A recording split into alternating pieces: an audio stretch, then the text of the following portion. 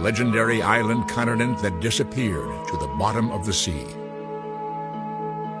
It was probably the closest mankind has ever come to creating a paradise on Earth. But the continent of Atlantis was not to last. In a single cataclysmic event, the likes of which the world has never seen, the entire island exploded and sank into oblivion, taking its history and all its people with it. Could Atlantis have existed?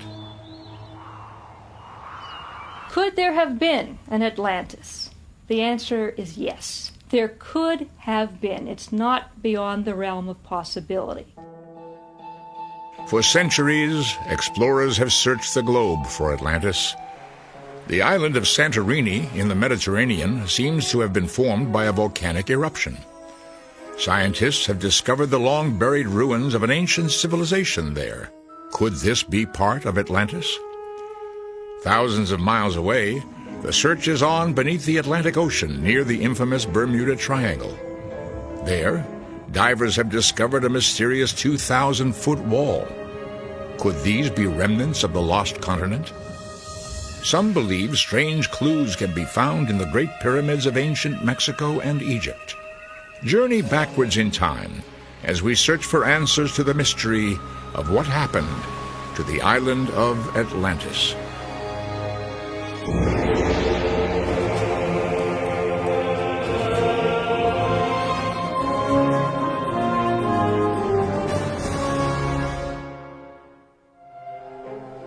The fabled story of Atlantis, the island continent that disappeared beneath the sea, could not be more complex, its reputation more varied. Scholars pore over rocks and manuscripts. Explorers risk their lives searching for it. But for centuries, Atlantis has defied discovery. Yet the origins of the legend spring from a source that could not be more reputable: the ancient Greek philosopher Plato. We have all sorts of Atlantis legends that surround us today, and of course we have people today who claim that they had nuclear submarines and crystal power and laser beams and airplanes and things of that sort, and this is all the modern folklore of Atlantis. But in order to go back to the story of Atlantis, we only have really one source, and that is what Plato was writing. It was toward the end of his life, in the 4th century before the birth of Christ, that Plato set down in writing the story of Atlantis, the only written account of it in all of antiquity. According to him, the account is fact, not fiction. If they did indeed exist, who were the Atlanteans? Where did they come from? What language did they speak?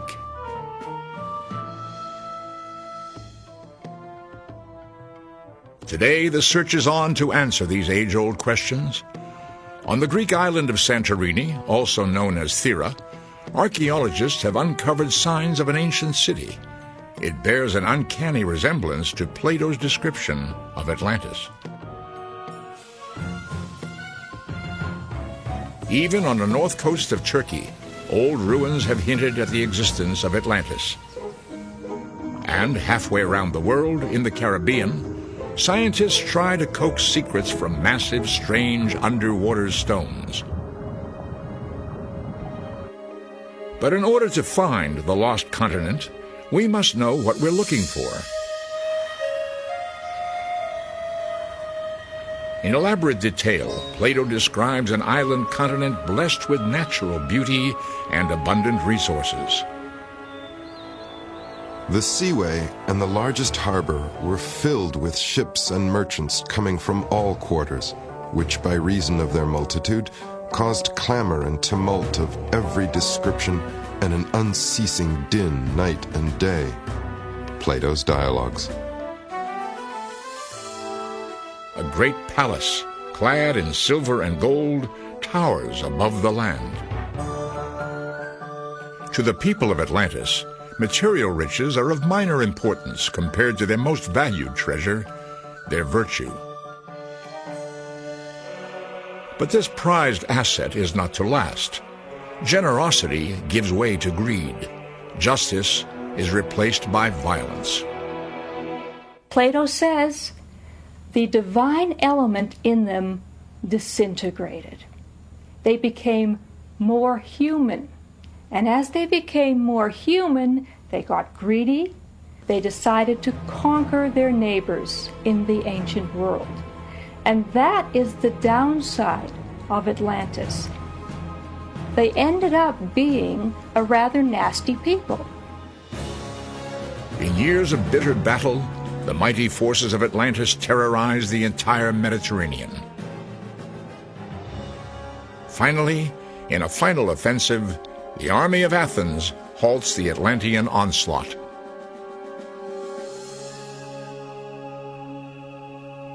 But this is a mere foreshadowing of their ultimate fate, for the people of Atlantis could not possibly have been prepared for what was to come. There occurred portentous earthquakes and floods, and one grievous day and night befell them, when the whole body of warriors was swallowed up by the earth, and the island of Atlantis, in like manner, was swallowed up by the sea and vanished. Plato's Dialogues. In a single day and night, an entire civilization vanishes into the sea, taking everything with it, forever depriving the world of its fabulous legacy. There's this Greek tragedy element, something that was beautiful and full of life and potential that vanished in a single night. We will never really know what they had to say. We won't know what their versions of Shakespeare were. They'll always be mute to us. Was Plato setting down history? Or was he merely creating a morality play? Or perhaps a combination of the two? The reason that Plato made this story was to make a moral lesson. What he wanted to tell his Athenian audience or his Greek audiences was that cultures that live beyond the measure of what is decent, cultures that indulge in excesses, especially in material excesses, are doomed. How is Plato's vivid tale to be interpreted? While told in graphic detail, it is nevertheless difficult for many to believe. Plato himself was reporting the story secondhand, a story passed down from his much-respected ancestor, the Greek statesman Solon, who lived in the 6th century BCE. In fact, the entire foundation of the Atlantis legend rests upon an official visit that Solon undertook to Egypt over 100 years before Plato's birth. The Egyptians were meticulous keepers of history, maintaining detailed records of the entire Mediterranean. But for the Greeks of Solon's time, all knowledge of their previous history had been destroyed by earthquake, flood, and war. And so it was that the Egyptian leaders take it upon themselves to reveal the story of Atlantis to Solon. The Egyptians seemed to know every detail about Atlantis, where it was, and when it existed. But they spoke one language, and Solon another, creating confusion about key facts. Solon sat down and exchanged all the original names and tried to find Greek names for them. Plato describes that process in the account itself. So because the place names were distorted and a few numbers were not correctly translated, there was no way to locate it for over 2,500 years. Entire countries, even measures of distance, were referred to by different names. Could it be that errors of translation and interpretation obscured the true location of Atlantis? According to the Egyptians, the continent lay beyond the Pillars of Hercules, thought to be the Straits of Gibraltar. This was the gateway to the Atlantic Ocean, a place the Greeks had only heard about. The Atlantic Ocean was a mysterious place where you could sail out. Many ships did sail out and never came back again. It was sort of, to the ancient Greeks, the infinite unknown, much as space is to us today. Could translation errors also have obscured the time period when Atlantis existed? Solon claimed it was at its peak 9,000 years before his own time, but 900 years is more likely. It was then that cultures strikingly similar to that of Atlantis thrived throughout the eastern Mediterranean. Could the lost continent simply have been one of these civilizations? It was at that time, 1500 BCE, that equally momentous events were defining other regions of the world. In China, scholars were developing writing on wooden or bamboo slips developed from pictographs. In Central Europe, tribes began to cremate their dead, storing ashes in pottery urns which were then buried. The Egyptians added copies of the Book of the Dead to coffins, hoping that a just life would bring immortality to the deceased.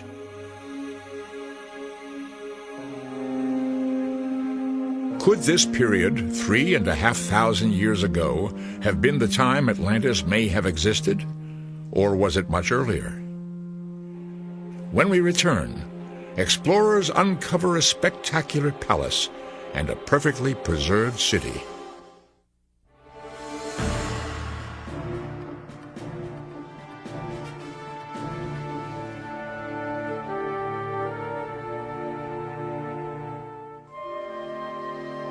Almost midway between Athens and Egypt, amidst the blue waters of the Aegean Sea, lie two of the southernmost Greek islands, Crete and Santorini.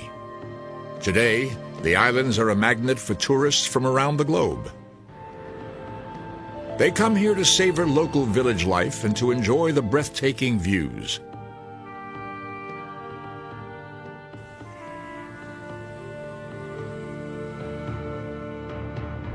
Santorini was once known as Thera. Its soaring cliffs speak of violent upheaval in ancient times. Once crowned by the tall peaks of a majestic mountain, the island is now but a remnant of its past. Where tour ships now ply blue waters, there was once miles of rolling landscape.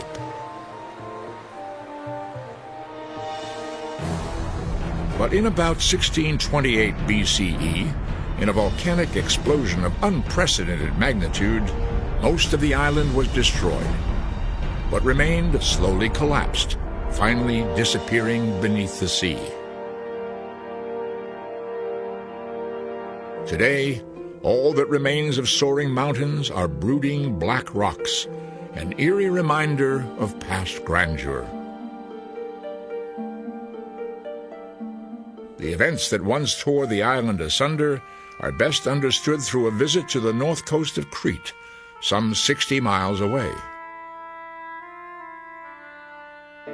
It was here that British archaeologist Sir Arthur Evans began digging at an ancient city called Knossos. In 1900, he uncovered a huge palace, a treasure trove of architecture and art, which tells of a sophisticated seagoing people with wide influence and power.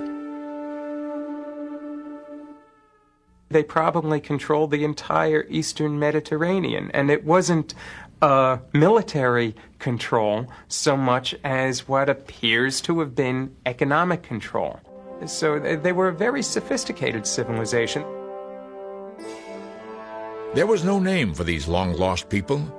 Because Evans found artifacts of elaborate ceremonies involving the sacrifice of bulls, he dubbed them Minoans, after the myth of the Minotaur, a creature half man, half bull.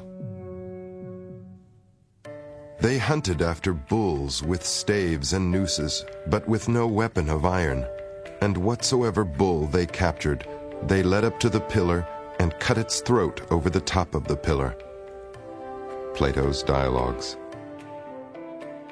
The more Evans dug, the more he noticed similarities between the lifestyle and culture of the Minoans and those of Plato's Atlantis. But even though Knossos seemed strikingly similar to Atlantis, it had not sunk into the sea. Still, many sensed a link between them. In the 1930s, a Greek archaeologist, Spiridon Marinatos, began work on the island. He was to make a startling discovery. Studying the ruins on Crete, he found rooms partly filled with volcanic ash. Then he noticed that entire walls of buildings along the coast had been physically moved by as much as 200 feet. How did this happen? Were these signs of violent invasion or something more sinister? This is not what invading people do. And he kept getting this picture of a tidal wave coming through the area and dislodging these stones and dragging them. And he kept looking in the direction of the island of Thera. Studying accounts of earlier volcanoes and tidal waves, Marinatos realized it was possible that an eruption on Thera could well have set off tidal waves strong enough to move huge stone walls on Crete, 60 miles away. Geologic evidence shows that around the 16th or 17th century BCE, the volcanic mountain that once graced the center of the island erupted violently, spewing dust and smoke high into the upper atmosphere. We know it was one of the most violent volcanic eruptions ever since human beings have been on this planet. We might have had what we call today a nuclear winter because there was so much dust in the atmosphere that temperatures might have fallen. Observers as far away as China wrote of darkened skies that obliterated daylight and chilled the summer. More than 3,000 years after the eruption occurred, Marinatos stood surveying the island, his keen eye searching for telltale clues. If anything could have survived the catastrophe, he was convinced he would find it. He sensed a connection to Crete and through it to Atlantis. No one would accept this theory, not even Marinatos himself, unless he found anything less than a Minoan city immediately underneath the volcanic ash. So he started searching on the island of Thera. His search was temporarily interrupted by war and lack of funds. But 25 years later, in the 1960s, Marinatos' efforts brought results.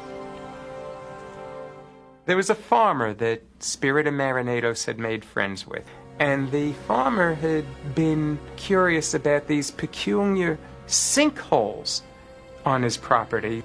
And one day, he was on his donkey, and one of these sinkholes opened up right under him.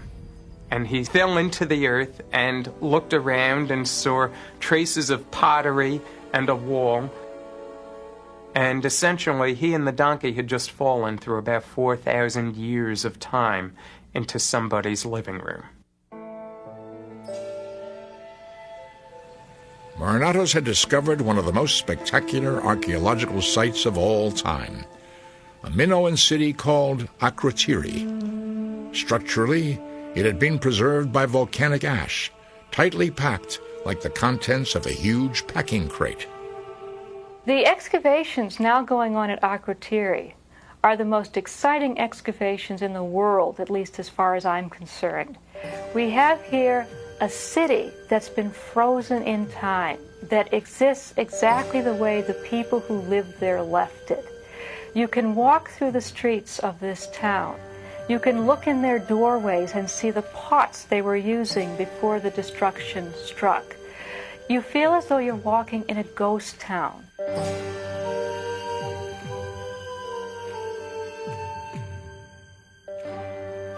Though the people of ancient Akrotiri were long gone, their houses, pottery, and art spoke of a worldly people living in peaceful harmony with nature. The most fascinating aspect of Minoan civilization is the art. And you see an exuberance there, an absolute love of nature. They love observing details of animals. You have swallows mating and feeding each other and heralding the spring. But at the same time, there is no shrinking from realism and violence. So you have the ideal and you have also the realities of life juxtaposed, and it's just a beautiful way of looking at life. With each new discovery at the site, the connection between Plato's Atlantis and these Minoan ruins intensified. Were the people of Atlantis and the Minoans perhaps one and the same? If there was a historical truth behind Atlantis, then what we're looking at is the Minoans are probably, in fact, almost certainly the culture that Plato was talking about. There is little doubt of their Atlantean roots among many people who live on Santorini today. Aware of the legend, they connected to their ancestors. Of course Atlantis was here. We are the new people of this time, but we heard about it from our grandparents and our fathers. If Atlantis really existed, it was Thera. In my confirmed belief, Thera has all the attributes that I would think Plato had in mind for his Atlantis. So if it's true, it's an excellent candidate. But I still come back to my basic skepticism and belief that Plato invented the story to convey a political and moral point about aggression and violence and greed. But I still like to think, in part of my mind, that some inspiration, some little bit of inspiration, came to Plato from folk memories of a terrible destruction of a highly developed culture on the island of Thera. Though the ruins of Akrotiri are perfectly preserved, no human skeletons have ever been found at the site. Where did the Minoans go? Could they have escaped the terrible blast? When we return, evidence that the survivors fled to other regions of the Mediterranean, becoming refugees who would exert a powerful influence on history.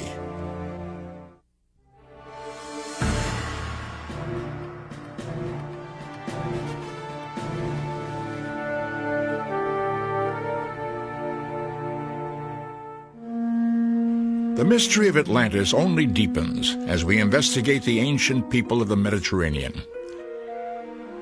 After the explosion and sinking of Thera, what became of the island's highly advanced population?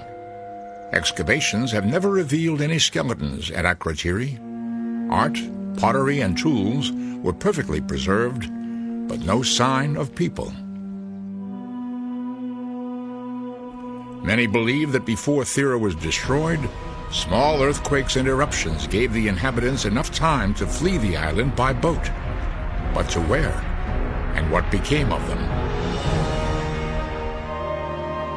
300 miles away, at the headwaters of the Nile in Egypt, the ruins of an ancient settlement have been unearthed. Built by a technologically advanced society, it shows signs of Minoan influence, the same as the culture that once existed on Thera. Their presence in the region is also hinted at in another nearby place, in ancient Israel. Here, stories abound about a race known simply as the people of the sea. They were the infamous Philistines, believed by some to have come from the island of Crete. Does this identify the Philistines as Minoans, and therefore perhaps Atlanteans? In the biblical histories, the Philistines are said to have entered the land of Canaan from the west, from the sea. The fact is that the Philistines were a foreign people in the Semitic Near East. They were not Semites. They were Greeks with a small g. Despite their reputation for war and aggression, the Philistines were greatly advanced in the arts, strangely similar to the Minoans. It's astonishing that in view of the fact that for most people in the world, the word Philistine means a boor and an ignoramus, the fact is that among the most beautiful things I have ever seen are precisely Philistine objects. Were these works fashioned by the very same hands as those who created the wall frescoes on Crete and Thera? Does the Atlantean legend intersect the great Philistine stories of the Bible? We may never know, but another entirely different theory clings to the craggy cliffs of the Mediterranean here on the Turkish coast. Inland of the coast lie the ruins of yet another civilization, also destroyed during the Bronze Age. The place, the ancient city of Troy. Recent discoveries suggest that Troy, scene of the legendary Trojan War, may have been one and the same as Atlantis.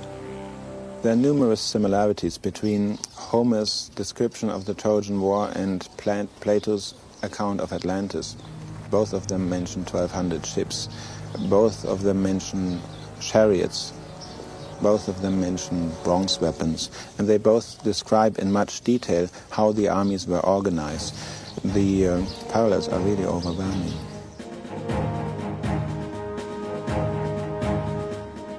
For centuries, Troy, like Atlantis, was only a legend, with no real proof that it ever existed.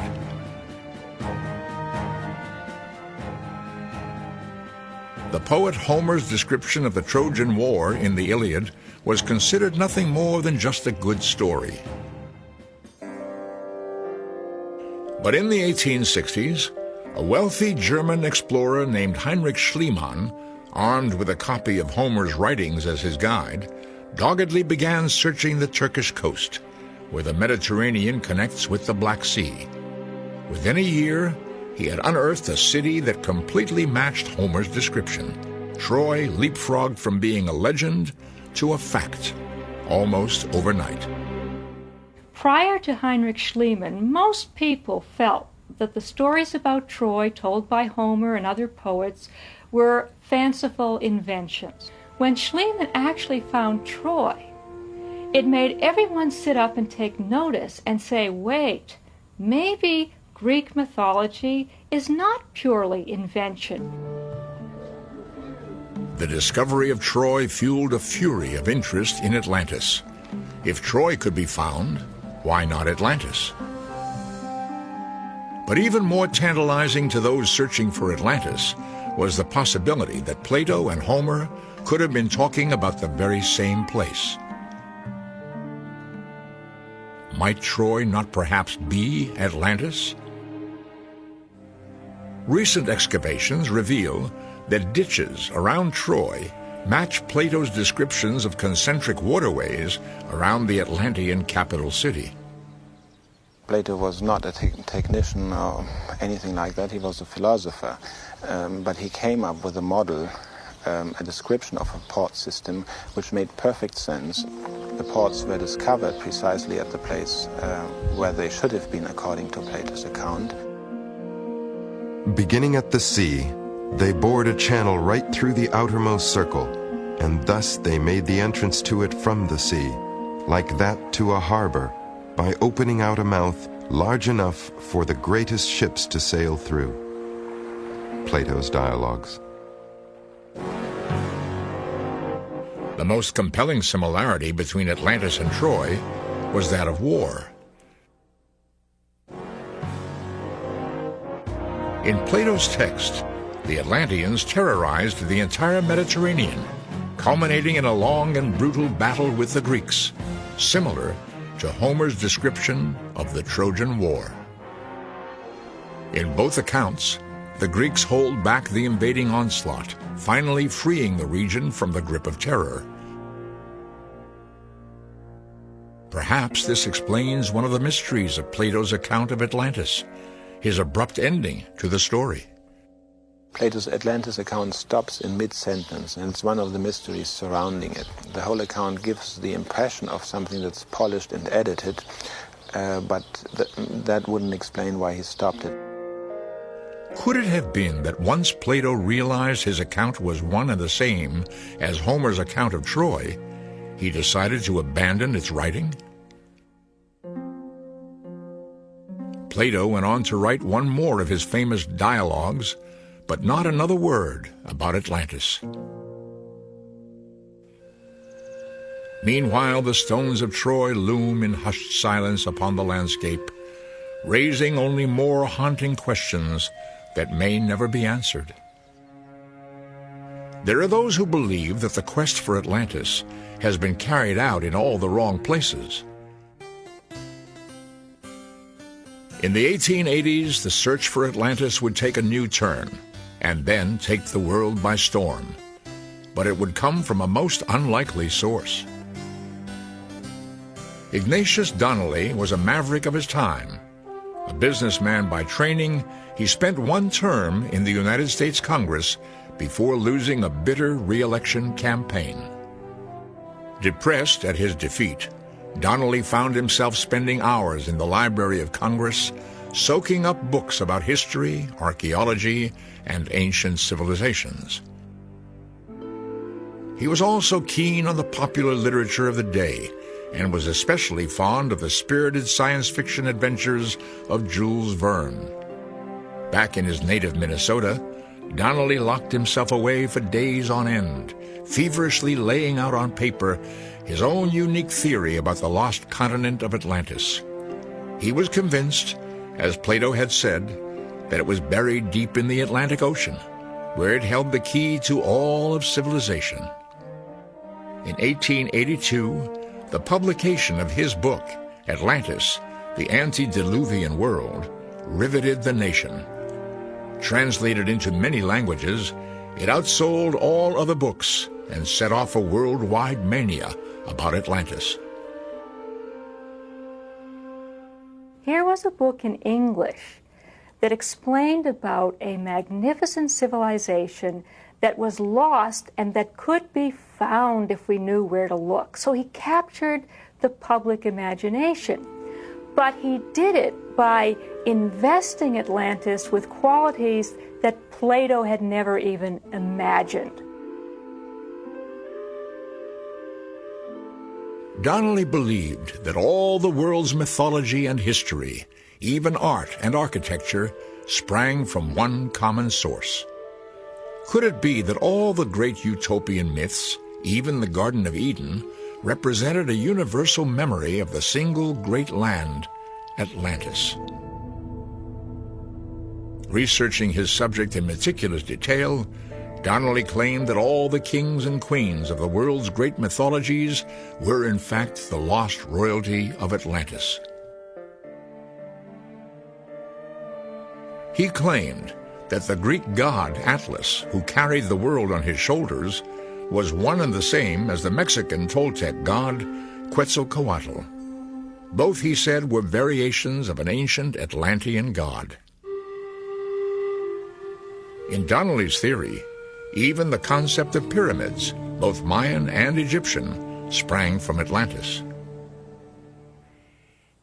And he said, well, if there are pyramids in Egypt and pyramids in the Americas, the pyramid, the idea of the pyramid, originated on Atlantis.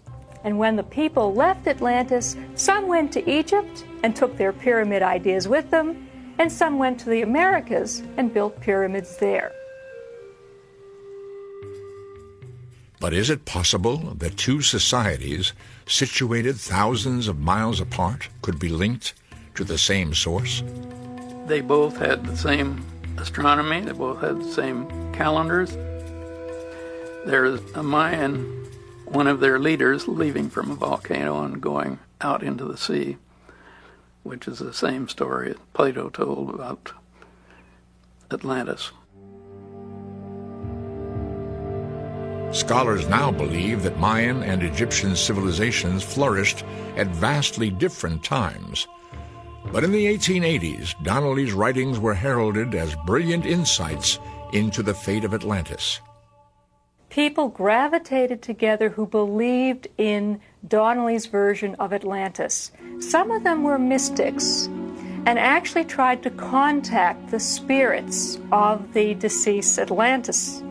And we hear wonderful tales about seances, where people would sit around in a circle and hear the spirit of the princess of Atlantis speaking to them. The story of Atlantis also became fundamental to a growing interest in psychic phenomena and spiritualism that was sweeping the world at the turn of the century.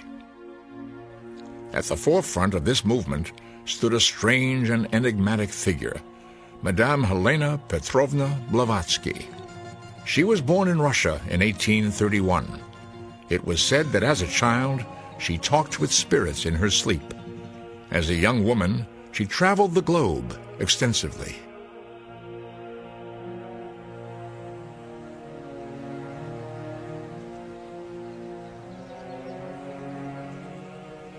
On her return to the West, Madame Blavatsky mesmerized thousands on the lecture circuit with demonstrations of clairvoyance and spiritualism. According to her, the Atlanteans did exist, but they were only the third of 7 root races of mankind, their predecessors being a race called the Lemurians. Millions of years ago, she said, the Lemurians had also sunk into the sea in one of many worldwide floods. Echoing this belief and the story of Noah in the Bible, even Plato wrote of a recurring cycle of natural disasters. We have this kind of collective memory, if I can call it that, of a worldwide flood. There are, of course, people who claim that they have found Noah's Ark on top of a mountain in Turkey, and it's one of the mysteries that we have to deal with when we're looking at mythology from different peoples.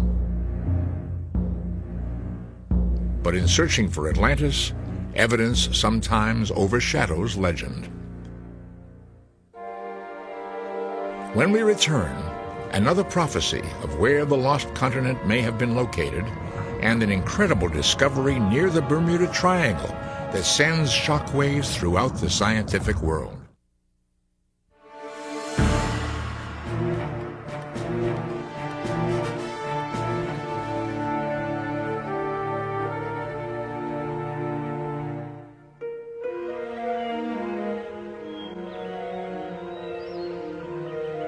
Over the centuries, theories about the location of Atlantis have come and gone.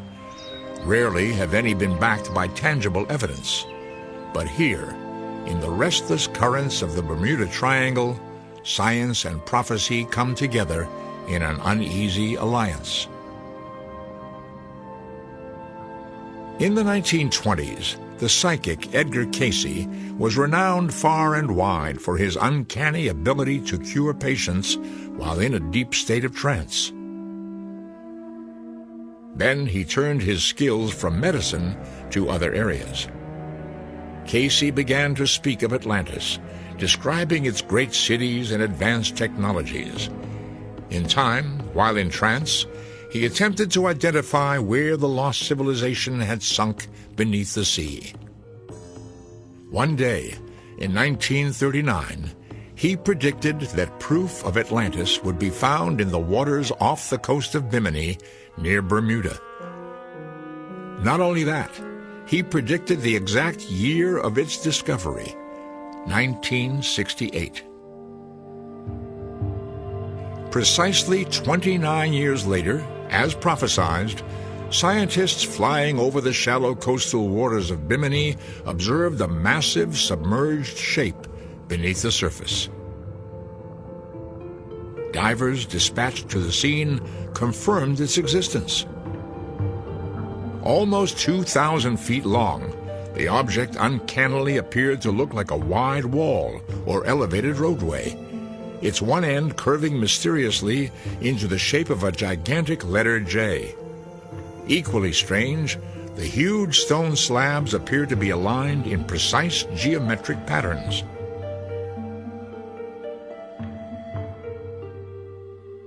The greatest mystery of the Bimini site is the engineering of those stones. Nobody that's seen them has any answers. The size of it and the precision, those are the incredible details of the Bimini Road. No one is yet clear about the origin of the strange structure. Are the stone slabs the work of man, or merely a highly unusual natural formation? Clearly these are now underwater. They may always have been underwater, or they may have been man-made and above water at some point, but when the Ice Age ended and the levels of the sea rose, then they would have been submerged. The age of the stones is unclear, but they appear to be artificially cut with exceptional precision. If man-made, who could possibly have built such a structure? The results of engineering on that site, Bimini, are just as difficult to explain as half of the other megalithic sites in the world. Very quickly, I came to believe it was a harbor site, and that perhaps it had to do with a temple site within it. Was the Bimini Wall a sacred site? A place where prehistoric peoples once worshipped on dry land, gathering to seek harmony with the universe? Like Palenque in Mexico, Machu Picchu in Peru, and Stonehenge in England, was this once a place where people believed the cosmos and the earth to be as one? Such sites are all built in a manner suggesting sophisticated astronomical alignments with the stars and planets. Many believe their purpose was to tell the time, to plant, and to reap. But others are convinced that their purpose was more profound, an attempt to predict impending celestial collisions, impact by meteors, or even worse. It was none other than Plato himself who first suggested a cosmological connection with the destruction of Atlantis. The story has the fashion of a legend, but the truth of it lies in the occurrence of a shifting of the bodies in the heavens which move round the earth. Plato's Dialogues. Could it be that a shifting of the bodies in the heavens refers to a comet or asteroid impact with the earth, triggering an earthquake and deluge that swallowed Atlantis, the type of event that may have wiped out the dinosaurs millions of years earlier? Perhaps destruction was a part of our distant past.